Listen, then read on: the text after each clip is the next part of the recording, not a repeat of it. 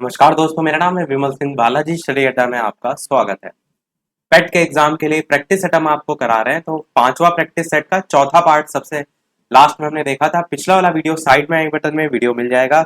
आज से हमारा स्टार्ट हो रहा है सेट नंबर 6। सेट नंबर 6 को भी हम सेम 4 पार्ट में देखेंगे। आज का हमारा पहला पार्ट होगा। स्टार्टिंग के 25 प्रश्न जो है हम देखेंगे, लास्ट में एक प्रश्न हम आपसे भी पूछेंगे। तो चलिए शुरू करते हैं आज के हमारे प्रश्न। स्टार्टिंग के जो प्रश्न होते हैं वो इतिहास, भारतीय राष्ट्रीय आंदोलन, भूगोल, भारतीय अर्थव्यवस्था, संविधान, ये सभी टॉपिक पर आपको देखने को मिलेंगे। तो पहला प्रश्न है कि शिवाजी की घुड़सवार सेना में सबसे नीचे की श्रेणी का जो अधिकारी होता था वो कौन था? हवलदार, हजारी, जुमलादार या फिर नायक? बताइए इनमें से कौन सा जो है आपको सही होगा। जो शिवाजी की सेना थी उसका मुख्य भाग ही आपको घुड़सवार और पैदल सेना देखने को मिलती थी। आंसर की बात करते हैं इन चारों ऑप्शन में से, तो आपका पहला ही ऑप्शन यहाँ पर हवलदार जो है वो बिल्कुल सही हो जाएगा। जो शाही घुड़सवार हैं इनको बरगीर पुकारते थे। क्या पुकारते थे? बरगीर। इन्हें जो है राज्य की ओर से शस्त्र दिए जाते थे। और जो सिलेदार घुड़सवार होते थे वो अपने घोड़े और शस्त्रों की व्यवस्था खुद करते थे। एक और नाम देखने को मिलता है पागा। ये जो पागा है ये आपका जो घुड़सवार सेना थी उसका नियमित संगठन था। अब यहाँ पर देखिए जैसे 4 ऑप्शन दे रखे हैं, तो इनमें किस प्रकार से विभाजन था। तो 25 जो घुड़सवार थे उनके ऊपर एक हवलदार होता था। 5 हवलदार जो हैं उनके ऊपर एक जुमलादार होता था। 10 जुमलादार जो हैं उन पर एक हजारी होता था। और 5 एक हजारी जो है उनके ऊपर एक पंच हजारी अधिकारी जो है वो होता था। तो इस टाइप से आप देखेंगे अलग अलग जो है अंडर में किस टाइप से आते थे। साथ ही साथ संपूर्ण जो घुड़सवार सेना थी उसका प्रधान की अगर बात करें तो सर ए नौबत। क्या नाम था? सर ए नौबत। ये आप याद रख सकते हैं, ये आपसे पूछा जा सकता है। सर ए नौबत जो है आपका संपूर्ण घुड़सवार सेना का प्रधान कहलाता था। तो इन चारों ऑप्शन में से घुड़सवार सेना की जब बात होगी, बाकी जो किसके अंडर में आ रहे हैं वो अलग अलग पूरे सैन्य संगठन की मैं बात कर रहा हूं, पर घुड़सवार सेना में सबसे नीचे की श्रेणी का अधिकारी हवलदार जो है वो होता था। दूसरा प्रश्न है, कृष्णदेव राय ने अमुक्त माल्यद की रचना किस भाषा में जो है वो की थी? बताइए इनमें से कौन सा सही होगा। कृष्णदेव राय की अगर बात करें तो कहां से संबंधित है? तो विजयनगर साम्राज्य का नाम आपने अवश्य सुना होगा। विजयनगर साम्राज्य की अगर बात करें तो विजयनगर के जो शासक थे उनमें कृष्णदेव राय जो है ये सबसे महान शासक के रूप में जो है वो जाने जाते थे। साथ ही साथ 2 भाषाएं, एक आपका तेलुगु और एक आपका संस्कृत, इसके विद्वान के रूप में भी जो है ये जाने जाते थे। तो इन्होंने बहुत सी पुस्तकें भी लिखी जिसमें आपकी आमुक्त माल्यद जो है ये पुस्तक आती है, जो कि आपका एक तेलुगु ग्रंथ है। सी वाला आपका ऑप्शन यहाँ पर सही होगा। अब तेलुगु से एक प्रश्न जोड़ के ये पूछा जा सकता है कि किसके दरबार में तेलुगु के 8 महान कवि रहते थे? तो क्या नाम हो जाएगा? कृष्णदेव राय। जो 8 महान कवि रहते थे तेलुगु के, उन्हें हम अष्ट दिग्गज के नाम से जो है वो जानते थे। तो वहां से आप याद रख सकते हैं तेलुगु भाषा को। और कृष्णदेव राय जो है साहित्यिक और सांस्कृतिक ये जो सभी उपलब्धियां थी उसके कारण आंध्र भोज के नाम से भी जो है कृष्ण देव जो है इनको जाना जाता था। किस नाम से? आंध्र भोज के नाम से भी जो है वो जाना जाता। तीसरा प्रश्न है, एक तरफ सूची दे रखी है राजवंश की, एक तरफ उनकी राजधानियां दे रखी हैं। आपको बताना क्या है सही मिलान जो है वो कौन सा होगा। तो प्रतिहार वंश की अगर बात करें तो प्रतिहार की राजधानी क्या है? कन्नौज है। फर्स्ट वाला आपका डी से मैच हो जाएगा। सबसे ज्यादा महत्वपूर्ण राजधानी के साथ साथ इसके संस्थापक है। तो प्रतिहार वंश के संस्थापक कौन है? नागभट्ट प्रथम। संस्थापक तो आपको हर हाल में रटे होने चाहिए। नागभट्ट प्रथम जो है वो प्रतिहार वंश के संस्थापक थे जिनकी राजधानी कन्नौज थी। चोल की बात करते हैं तो चोल की राजधानी थी तंजौर। ए वाले से आपका मैच हो जाएगा। और तंजौर तो ये आप राजधानी हो गई। चोल का संस्थापक कौन था चोल वंश का? तो विजयालय, नाम आपने अवश्य सुना होगा।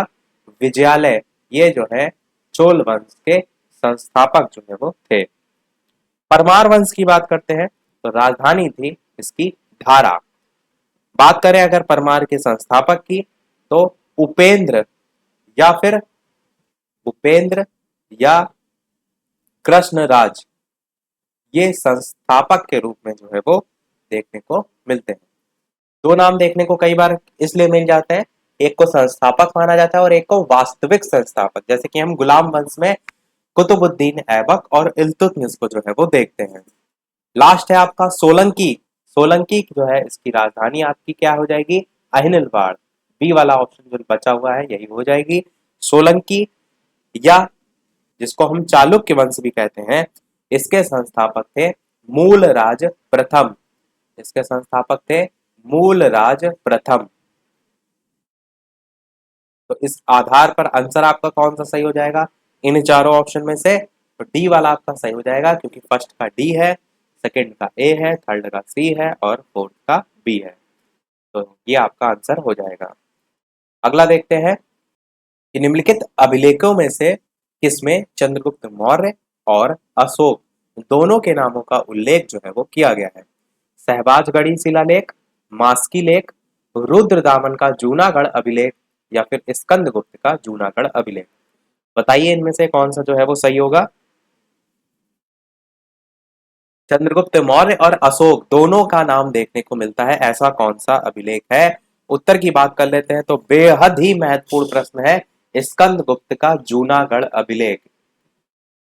चंद्रगुप्त जो मौर्य है इनका पश्चिम में अधिकार था, इसका प्रमाण भी इसी अभिलेख से मिलता है। और इस अभिलेख से यह भी जानकारी मिलती है कि चंद्रगुप्त मौर्य ने अपने पश्चिमी प्रांत के गवर्नर थे जिनका नाम था पुष्यगुप्त वैश्य, उनको सौराष्ट्र प्रांत में एक झील का निर्माण करने की आज्ञा दी थी जिसका नाम था सुदर्शन झील। सुदर्शन झील के बारे में क्वेश्चन आते हैं कि इसका पुनरुद्धार किसने कराया था, तो वो सारी चीजें पूछी जाती हैं। तो स्कंदगुप्त ने कराया था।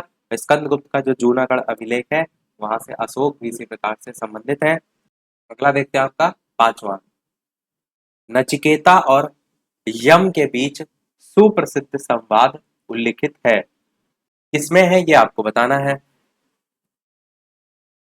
छांदोग्योपनिषद, मुंडकोपनिषद, कठोपनिषद या फिर कैनोपनिषद। नचिकेता और यम के बीच सुप्रसिद्ध संवाद इनमें से जो है किसमें उल्लिखित किया गया है? आंसर की बात करते हैं इन चार ऑप्शन में से, तो आपका कठोपनिषद जो है ये आपका सही हो जाएगा। उपनिषद केवल अगर बात करें इसका शाब्दिक अर्थ क्या होता है? उपनिषद का शाब्दिक अर्थ होता है समीप बैठना, अर्थात ब्रह्म विद्या जो है उसको प्राप्त करने के लिए गुरु के समीप बैठना। तो जो संवाद है इससे संबंधित वो यहाँ से लिए गए हैं। मुंडको उपनिषद भी आपका बेहद ही महत्वपूर्ण है। सबसे ज्यादा यहाँ से जो प्रश्न पूछा जाता है वो भारत का जो प्रसिद्ध राष्ट्रीय आदर्श वाक्य है सत्यमेव जयते, वो कहाँ से लिया गया है? तो मुंडको उपनिषद से लिया गया है। ये सबसे ज्यादा यहाँ से पूछा जाता है।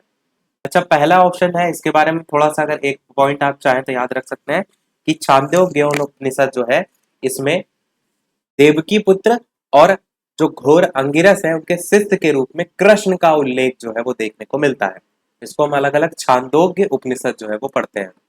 और इसी छांदोग्य जो उपनिषद है इसी में से ही आप ये भी देखेंगे कि अद्वैतवाद का जो सिद्धांत है वो यहीं से आपका निकला है। बुद्ध के जो चार आर्य सत्य हैं वो भी आपको देखने को मिलेंगे। महावीर के जियो और जीने दो का जो सिद्धांत है वो भी यहाँ से देखने को मिलता है। लास्ट वाला जो कैनो उपनिषद है इसमें सुप्रसिद्ध यम और नहीं, इसमें जो है ब्रह्मा का स्वरूप जो है उसकी चर्चा की गई और ये आपका सबसे छोटा उपनिषद है। लास्ट वाला आंसर आपका यहाँ पर सी वाला जो है वो सही हो जाएगा। अगला देखते हैं छठा नंबर प्रश्न कि राष्ट्रीय आंदोलन की अवधि में जिस घटना ने मतभेद के बीज बोए और अंततः देश का विभाजन कराया था वो घटना जो है वो कौन सी थी? 1906 जो है उसका मुस्लिम लीग की स्थापना, 1905 में बंगाल का विभाजन, गांधी जी द्वारा खिलाफत आंदोलन का समर्थन, या विधानसभाओं में मुसलमान जो है उनके लिए अलग से निर्वाचन जो क्षेत्र है और स्थान है उनका आरक्षण। साथ ही साथ वीडियो पसंद आए तो सभी लोग लाइक अवश्य करते रहिएगा। मैं पूरी कोशिश कर रहा हूँ कि एक प्रश्न से जितने ज्यादा प्रश्न बन सकते हैं सभी आपको जो है बताने का पूरा पूरा प्रयास।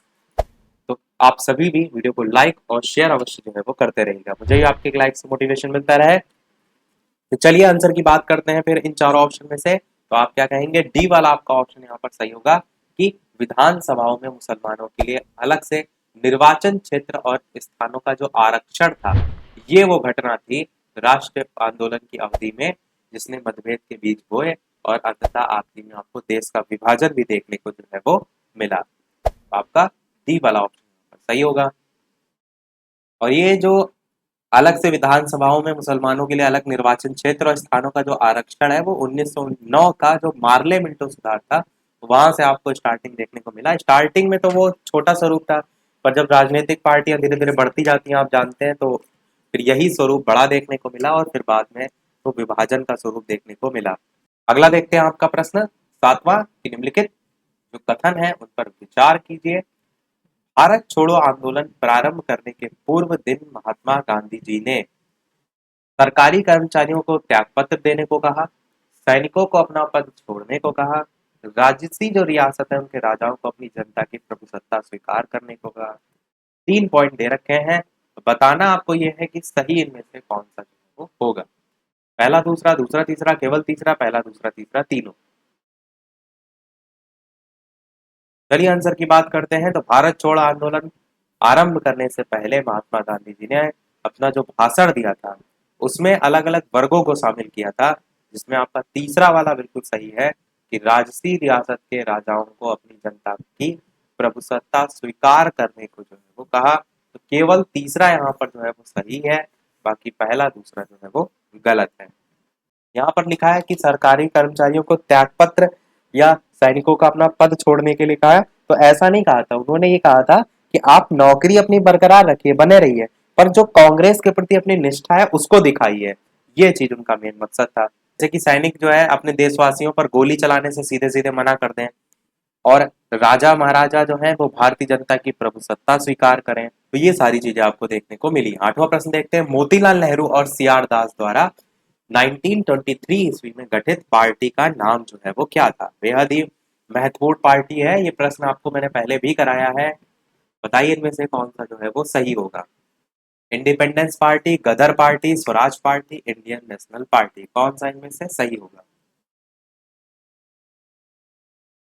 तो चलिए बात करते हैं फिर आंसर की। ऑप्शन एबीसीडी में से कौन सा सही हो जाएगा? तो बिल्कुल आपका ऑप्शन यहाँ पर सी वाला सही होगा, यानी कि स्वराज पार्टी आपका यहाँ पर बिल्कुल सही होगा।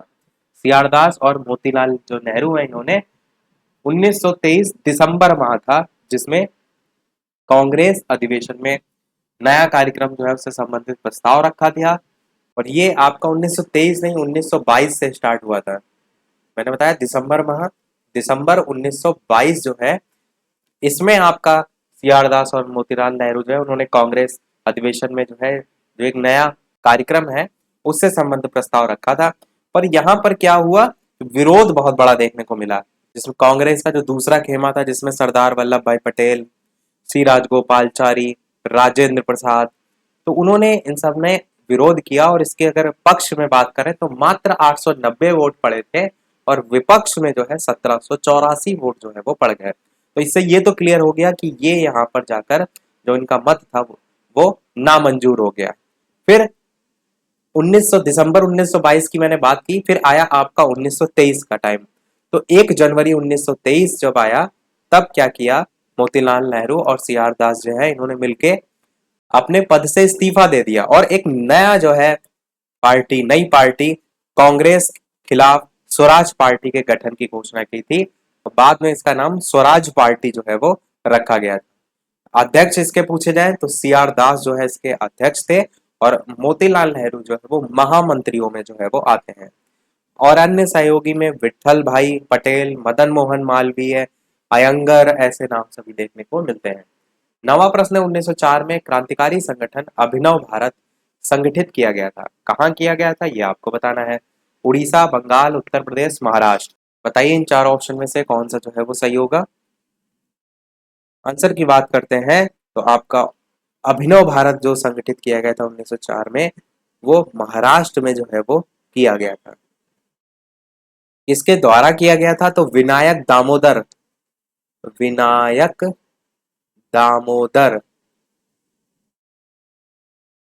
दामोदर जो है इनके द्वारा 1899 में स्थापित था मित्र मेला। वही जो है 1904 में नासिक महाराष्ट्र जो है इसमें अभिनव भारत नामक नई संस्था जो है वो बनी थी। ये जो संस्था थी इसका महाराष्ट्र के जो क्रांतिकारी संघ थे उसमें प्रथम स्थान था। डी वाला आपका ऑप्शन सही होगा। 10वां प्रश्न देखते हैं, निम्नलिखित में से किसने भारतीय संघ और राष्ट्रीय सम्मेलन दोनों की स्थापना जो है वो की थी? क्या नाम है बताइए? सुरेंद्र नाथ बनर्जी, आनंद मोहन बोस, शिशिर कुमार बोस, मोतीलाल नेहरू, दादा भाई नौरोजी। आंसर की बात करते हैं तो पहले ही आपका ऑप्शन जो है सही होगा। सुरेंद्र नाथ बनर्जी और आनंद मोहन बोस भारतीय संघ और राष्ट्रीय सम्मेलन दोनों की स्थापना की थी।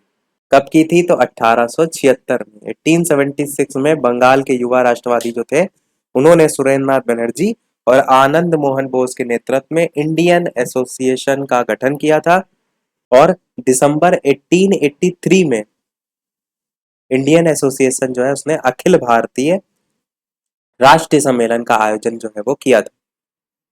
तो आपका ए वाला यहाँ पर सही होगा। अगला देखते हैं 11 नंबर प्रश्न। तो यहाँ से आपके देखे प्रश्न बदल रहे हैं। हिस्ट्री के हमारे 10 थे प्रश्न समाप्त हो गए कि वायुमंडल के किस मंडल में 1000 मीटर ऊपर जाने पर तापमान 6.5 सेंटीग्रेड की दर से कम होता जाता है? बताइए इनमें से कौन सा सही होगा? मध्य, आयन, ओजोन या फिर क्षोभ? आंसर की बात करते हैं तो क्षोभ मंडल आपका सही हो जाएगा। क्षोभ मंडल में 1000 मीटर कह लीजिए, 1 किलोमीटर कह लीजिए, इस पर तापमान में 6.5 डिग्री सेंटीग्रेड जो है उसकी कमी देखने को आपको मिलती है।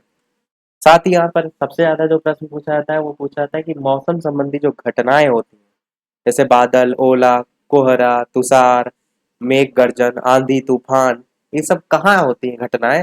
तो क्षोभ मंडल में ही जो है वो होती हैं। अगला देखते हैं आपका कि पर्वतों की उत्पत्ति का रेडियोधर्मिता सिद्धांत किसने जो है वो प्रस्तुत किया? जोली, होम्स, डेली, कोबर। बताइए इनमें से कौन सा सही होगा? आंसर की बात करते हैं तो पर्वतों की उत्पत्ति से संबंधित जो सिद्धांत था वो जोली ने जो है वो दिया था पर्वतों की उत्पत्ति से। होम्स जो है इन्होंने संवहन तरंग सिद्धांत दिया था। इन्होंने संवहन तरंग सिद्धांत जो है वो दिया था। जो डेली है इन्होंने खिसकते हुए महाद्वीप का जो है वो सिद्धांत दिया था। डेली जो है इन्होंने खिसकते हुए महाद्वीप का जो है वो सिद्धांत जो है वो दिया था। कोबर जो है इन्होंने भूसन्नति जो है उसका सिद्धांत दिया था। भूसन्नति जो है इसका सिद्धांत कोबर जो है इन्होंने दिया था। यहाँ पर आंसर आपका ए वाला जोली जो है वो सही हो जाएगा। 13 नंबर प्रश्न है कि इनमें से कौन कौन से खनिज बिहार में मिलते हैं? कोयला, लौह, मैग्नीज, पेट्रोलियम। केवल पहला, केवल दूसरा, तीसरा या फिर पहला, दूसरा, चौथा? चलिए बात करते हैं आंसर की। तो केवल और केवल दूसरा आपका सही होगा। तो बिहार में आपका लौह जो है ये आपको देखने को मिलता है। पर अगर बात की जाए संयुक्त बिहार की जिसमें बिहार और झारखंड आ जाता है तो उसमें आपका लौह, कोयला, मैग्नीज ये सब देखने को मिलता है।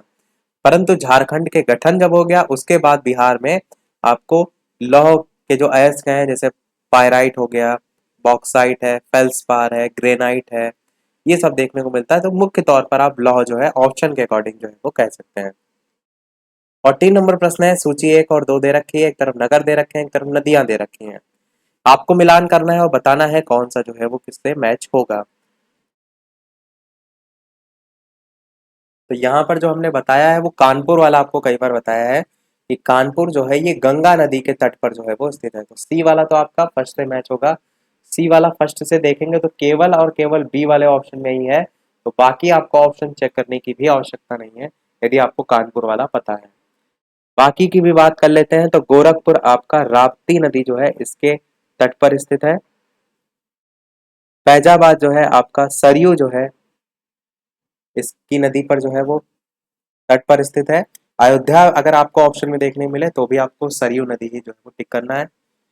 और आपका जो आगरा है ये आपका यमुना नदी जो है उसके तट पर स्थित है। और कोई भी याद करने में कंफ्यूजन हो तो थोड़े बहुत ट्रिक जोड़ लिया करिए। जैसे फैजाबाद है तो फैजाबाद में एक देखिए वर्ड फौज आ रहा है, फौज। फौज को हम सर करके जो है डिनोट करते हैं, सर, और उसके बाद सैल्यूट करते हैं तो सर यू, इस टाइप से फैजाबाद को जोड़ सकते हैं। ऐसे ही खुद की ट्रिक बना के याद करेंगे तो आपको याद करने में आसानी होगी और लंबे टाइम के लिए याद होगा। 15 नंबर का प्रश्न देखते हैं एक तरफ संगठन दे रखे हैं, एक तरफ उससे संबंधित मुख्यालय दे रखे हैं, जैसे कि एशियाई विकास बैंक, एशिया प्रशांत आर्थिक सहयोग, दक्षिण पूर्व एशियाई राष्ट्र संघ, और एक तरफ उनके मुख्यालय दे रखे हैं।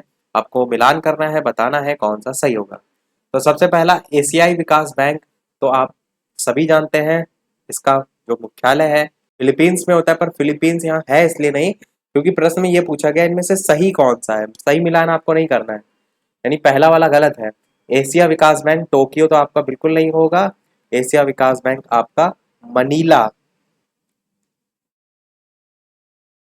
या आप कह सकते हैं फिलीपींस, यहाँ पर इसका मुख्यालय है। एशिया प्रशांत आर्थिक सहयोग सिंगापुर बिल्कुल सही है। दक्षिण पूर्व एशियाई राष्ट्र संघ बैंकॉक बिल्कुल गलत है। दक्षिण पूर्व एशियाई राष्ट्र संघ आपका मुख्यालय जकार्ता में है। इसी को ही आप इंडोनेशिया जो है वो कह सकते हैं। आंसर आपका पूछा गया था कौन सा सही है, तो केवल दूसरा वाला सही है, बी वाला यहाँ पर आंसर हो जाएगा। 16 नंबर प्रश्न है, किस वर्ष को भारत के जननांकी का विभाजक जो है वो कहा जाता है? 1901, 1921, 1951, 1971, बताइए कौन सा सही होगा। तो चलिए बात करते हैं आंसर की ऑप्शन एबीसीडी में से। तो आपका ऑप्शन 1921 जो है यहाँ पर बिल्कुल सही होगा। 1911 से 21 जो है उस दशक में जनसंख्या में कमी देखने को मिली थी, माइनस में, जिसके कारण अकाल और महामारी का प्रकोप था, मृत्यु दर अधिक हो गई थी। 1921 के बाद की अगर बात करें तो देश की जनसंख्या में तीव्र गति से आपको वृद्धि ही देखने को जो है वो मिलती है। तो 1921 को इसलिए जनसंख्या के इतिहास में महान विभाजक जो है वर्ष के रूप में जाना जाता है। 17 नंबर प्रश्न है, निर्मल ग्राम पुरस्कार योजना का उद्देश्य जो है वो क्या है? चार ऑप्शन है, स्वच्छता, तालाब और अन्य जल संकुल जो है उनकी स्वच्छता, पीने के लिए स्वच्छ जल व्यवस्था, या फिर पर्यावरणीय स्वच्छता। कौन सा इनमें से सही होगा? आंसर की बात करते हैं तो आपका ऑप्शन ए वाला यहाँ पर सही होगा, यानी कि स्वच्छता निर्मल ग्राम पुरस्कार योजना का उद्देश्य। 18 नंबर प्रश्न देखते हैं आपका, न्यूनतम समर्थन मूल्य का निर्धारक जो है वो क्या होता है? भारतीय कृषि अनुसंधान परिषद, राज्य सरकार, कृषि लागत एवं मूल्य आयोग, या फिर इनमें से कोई नहीं। तो न्यूनतम समर्थन मूल्य क्या होता है? वह मूल्य जिस पर जो सरकार होती है वो किसानों द्वारा बेची जाने वाली जो अनाज है उसकी पूरी मात्रा खरीदने के लिए जो है वो तैयार रहती है, उसे कहते हैं न्यूनतम समर्थन मूल्य। काफी चर्चा में भी रहा था कुछ समय पहले। और बहुत सी कृषि वस्तुएं जिनके संदर्भ में क्या होता है, वसूली मूल्य या न्यूनतम समर्थित मूल्य की जो घोषणा होती है वो सरकार वर्ष में 2 बार करती है, रबी और खरीफ के मौसम में करती है। प्रश्न में पूछा गया है कि न्यूनतम समर्थन मूल्य का निर्धारक कौन होता है? आंसर की बात करते हैं तो कृषि लागत एवं मूल्य आयोग जो है आपका सी वाला ऑप्शन यहाँ पर सही होगा। अगला देखते हैं आपका 19 नंबर प्रश्न, निम्नलिखित में से कौन सा उपागम प्रोफेसर अमृत सेन जो है उनसे संबंधित है? मूल आवश्यकता उपागम, सक्षमता उपागम, आय उपागम, या इनमें से कोई नहीं। आंसर की बात करते हैं ऑप्शन एबीसीडी में, तो सक्षमता उपागम बी वाला ऑप्शन सही होगा। सक्षमता उपागम जो है ये प्रोफेसर अमृत सेन जो है इनसे संबंधित है। इन्होंने जो है समाज के जो निम्नतर व्यक्ति की आर्थिक और सामाजिक स्थिति है उसको समझने के लिए, गरीबी के कारणों की समीक्षा करने के लिए इन पर सब पर जो है काफी ध्यान दिया था। इनके बारे में एक सबसे जो महत्वपूर्ण पॉइंट है अमृत सेन के बारे में वो है पुरस्कार। 1998 में कल्याणकारी अर्थशास्त्र के लिए नोबेल पुरस्कार जो है इन्हें मिला था, तो ये आपका बहुत ही महत्वपूर्ण है। अगला देखते हैं आपका, वित्त आयोग का मुख्य कार्य जो है वो क्या है? प्रश्न नंबर 20 है आपका, बताइए। केंद्र जो कार्य है उनमें राज्य के भाग और केंद्र द्वारा राज्यों के लिए, राज्य जो है उन पर वित्तीय नियंत्रण, केंद्र पर वित्तीय नियंत्रण, या फिर इनमें से कोई नहीं। तो ये आपका अनुच्छेद 280 से जो है वो संबंधित है। इसमें उपबंध यह है कि राष्ट्रपति संविधान के प्रारंभ से 2 वर्ष के भीतर और तत्पश्चात प्रत्येक 5 वर्ष की समाप्ति पर एक वित्त आयोग जो है वो गठित करता है। और वित्त आयोग जो है उसमें एक आपका अध्यक्ष और 4 जो है वो सदस्य जो है वो होंगे। आंसर की बात करते हैं तो पहला आपका ऑप्शन यहाँ पर सही हो जाएगा, मुख्य कार्य केंद्रीय करों में राज्यों के भाग और केंद्र द्वारा राज्यों के लिए। अगला देखते हैं आपका प्रश्न 21 कि भारत में चुनाव की प्रक्रिया के संदर्भ में विस्तार से बताया गया है। संविधान में बताया गया है, संसदीय कानूनों के द्वारा बताया गया है, राष्ट्रपति की स्वीकृति से चुनाव आयोग के द्वारा, या राष्ट्रपति की उद्घोषणा घोषणा जो है उनके द्वारा। आंसर की बात करते हैं तो आपका बी वाला ऑप्शन यहाँ पर सही होगा, यानी कि संसदीय कानून जो है इनके द्वारा जो है वो बताया गया है विस्तार से चुनाव की प्रक्रिया के बारे में।